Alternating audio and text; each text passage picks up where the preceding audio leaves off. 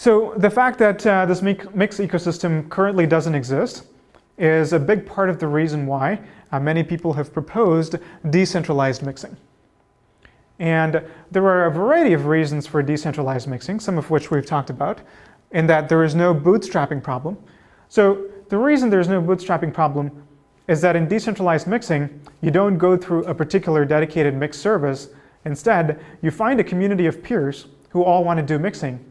And somehow, without any central coordination, or at least a central service that collects your funds, you manage to mix with each other.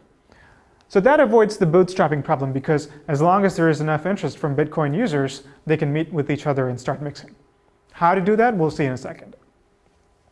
Also, theft is impossible, and this is enforced through technical means because nobody is explicitly sending Bitcoins to another user. Again, we'll see how this is accomplished.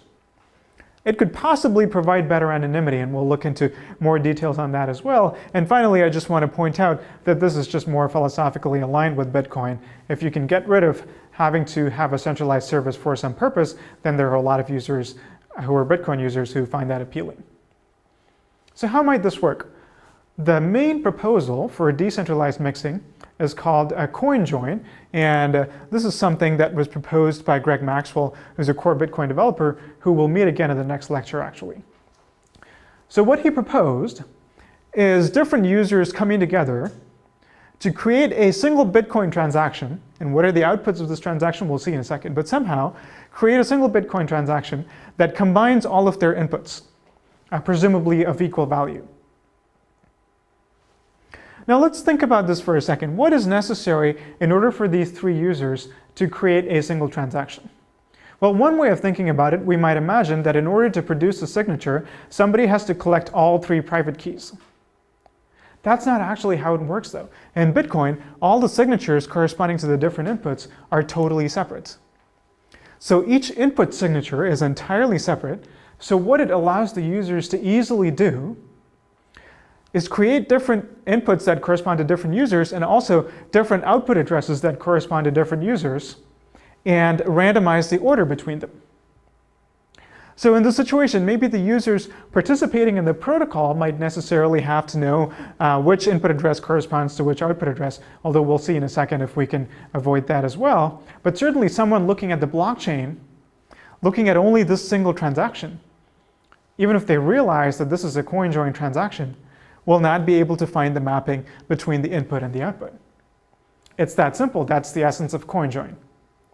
Of course, this is just one round of mixing.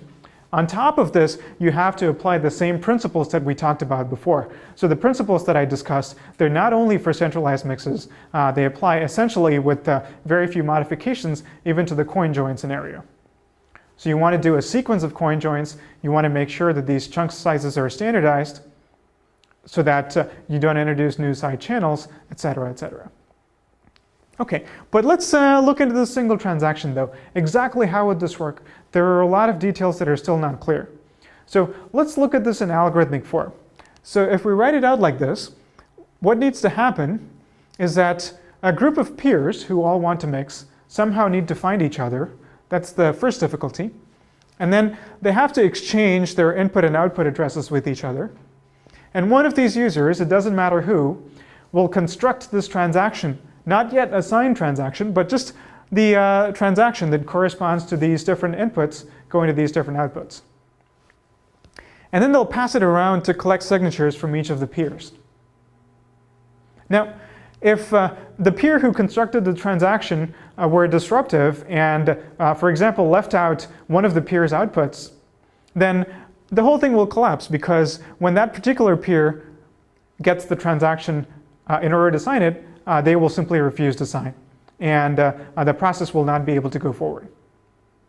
But if everything's okay, everybody acts honestly, then the transaction is constructed. And now any peer, again, doesn't matter who, can broadcast the transaction to the network. Two of them could do it independently. It doesn't matter. The transaction will, of course, be counted only once.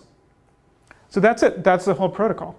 The entire security property comes from each peer checking that their output address is represented and that their output, of course, receives at least as much value as went in from their input.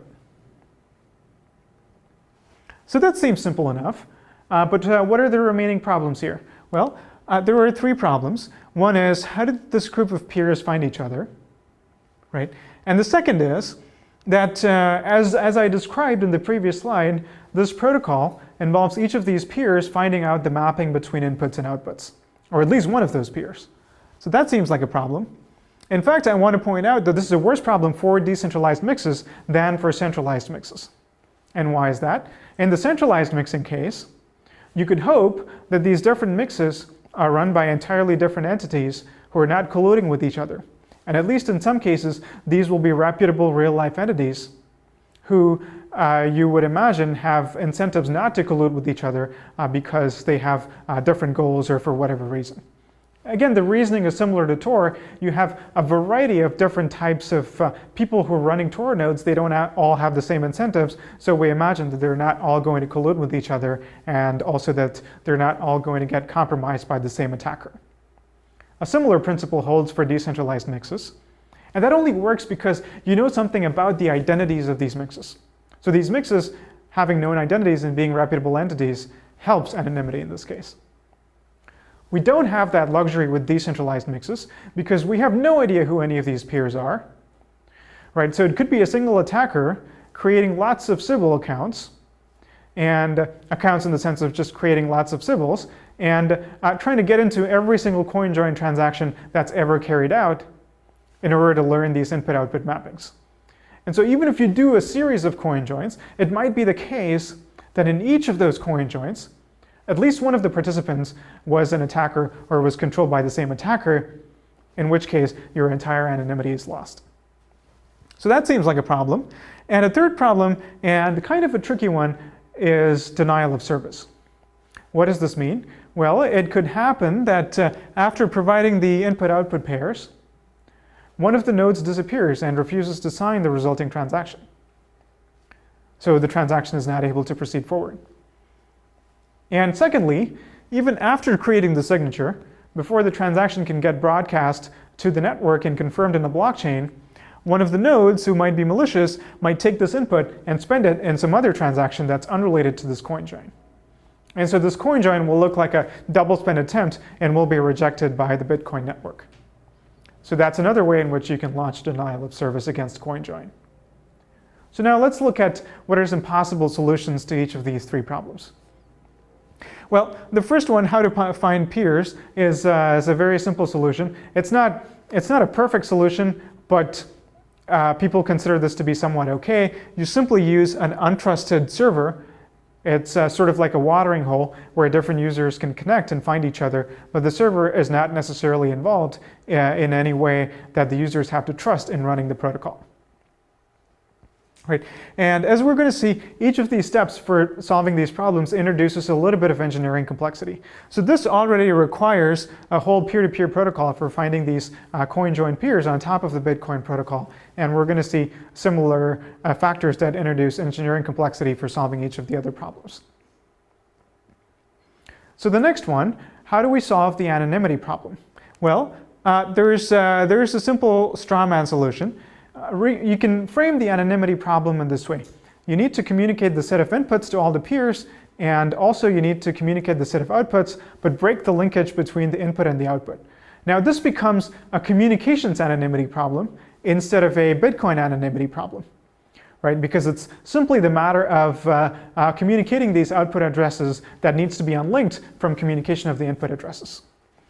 So a straw man solution to that, since we already have seen Tor a little bit, is simply this. These peers come together, they exchange input addresses, and they disconnect and then reconnect over Tor after a while, and then exchange the output addresses. So this is pretty simple, but it may not be very robust in practice.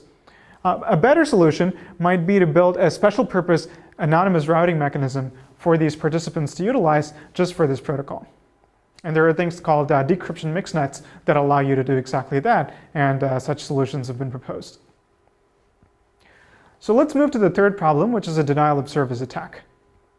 Let's think about it this way. What's a traditional solution to a denial of service attack?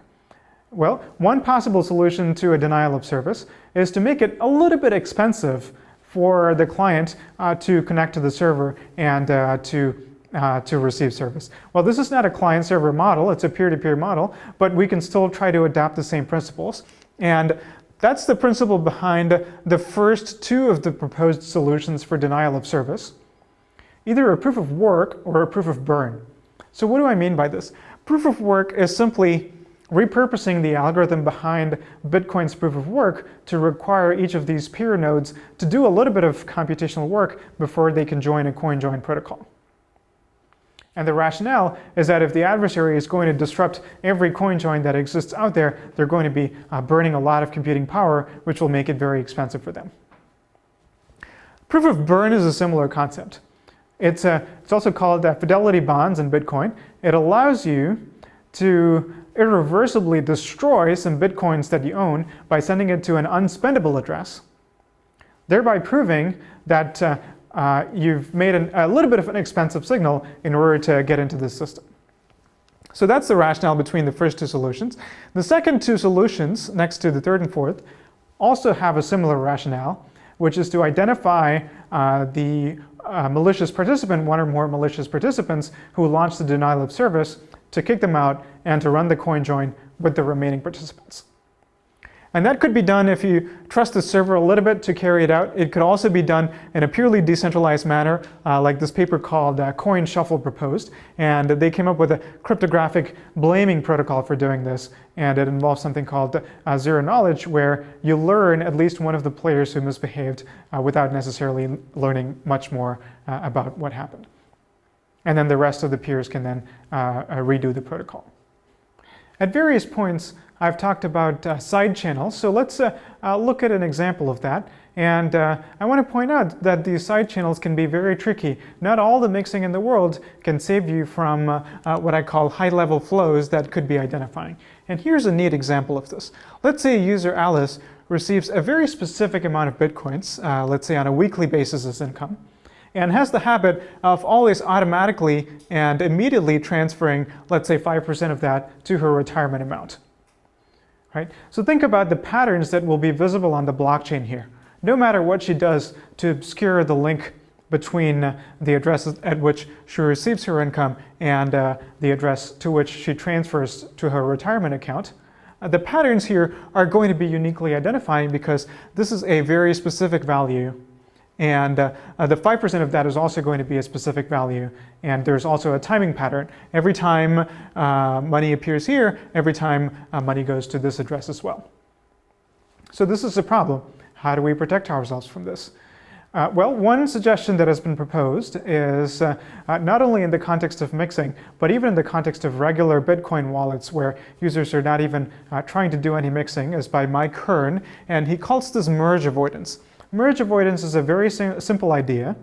When users want to do payments, the proposal is that instead of creating a giant transaction that combines as many inputs as necessary in order to pay the entire payment to a single address, why not have a protocol by which the receiver can provide multiple output addresses, as many as necessary, and the sender and receiver can agree upon denominations, and the sender can avoid combining different inputs and can make a variety of different transactions that send money from different input addresses to different output addresses. Right? So this avoids a lot of the problems both of high-level flows, because even these multiple input and output addresses cannot be linked to each other, so an adversary might not even be able to observe the fact that this is a high-level flow that's happening, but also avoids problems like clustering addresses together because of evidence of shared spending.